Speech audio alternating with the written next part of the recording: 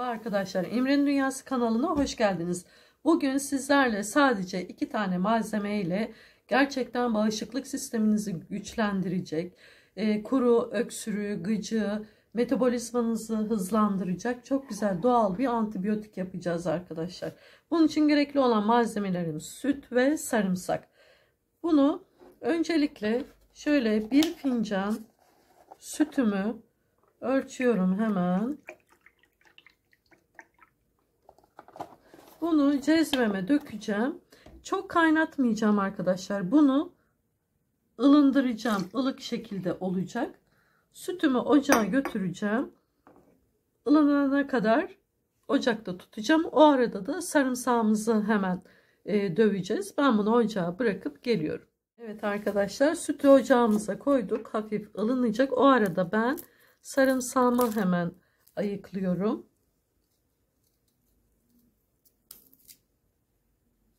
Buna sarımsak kürü de diyorlar arkadaşlar. Gerçekten kuru öksürüğü, nefes darlığı, astım, bronşit gibi rahatsızlıklara çok yararlı, güzel bir karışım ve içinde de herhangi bir kötü bir şey yoktur. Ben sarımsağımı güzelce ayıkladım. Küçük küçük doğruyorum ki havanımda daha iyi dövebileyim, ezebileyim. Bunu güzelce iyice acı öz suyunu verene kadar havanımda dövüyorum. Sütle ikisi karıştığı zaman öksürüğü çok rahatlatıyor. Bunu sabahları kahvaltıdan sonra, eğer çok yoğun bir gripseniz akşamları yatmadan yarım saat önce de birer fincan içebilirsiniz. Ama 2 fincanın üzerine geçmeyin arkadaşlar. Gördüğünüz gibi bu çok güzel iyice acı suyunu verdi. Ve ben sütümüzü döküyoruz. Ve bunun üzerine hemen dövmüş olduğumuz sarımsağımızı katacağız arkadaşlar. Sütün çok sıcak olmaması gerekiyor. Ilıkken hemen bunu karıştırıp içeceksiniz.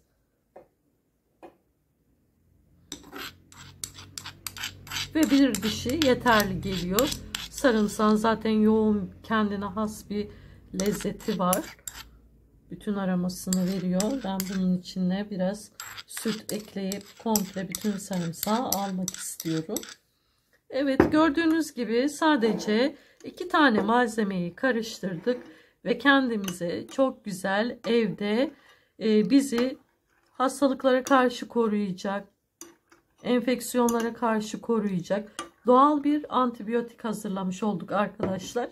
Bunların hamilelerin, emzikli annelerin doktorlarına danışmadan kullanmalarını istemiyorum. Herhangi bir sağlık probleminiz yoksa 18 yaş üstü kişilerin kullanmasını tavsiye ediyorum. Bunu kullandığınız zaman bağışıklık sisteminizi güçlendirecek, astım, bronşit, faranjit gibi rahatsızlıklara çok iyi gelecek. Sadece 2 malzeme ile evinizde rahatlıkla hazırlayıp kullanabileceğiniz doğal bir antibiyotik. Kullanımına gelince arkadaşlar, bunu eğer çok yoğun bir şekilde rahatsızlığınız varsa sabah ve akşam olmak üzere günde en fazla 2 tane tüketin. Ama hafif böyle yeni grip oluyorken başlayacağınız zaman sadece sabahları tok karnınıza bir fincan içmeniz yeterli. Dipnot olarak söylüyorum, bunu kesinlikle kaynar sıcak sütte katmayın. Ilık süte katıyorsunuz arkadaşlar. Videomu sonuna kadar beğenip yorum atmayı unutmayın. Sevdiklerinizle de paylaşırsanız çok memnun olurum. Hepinize şimdiden sağlıklı güzel günler diliyorum.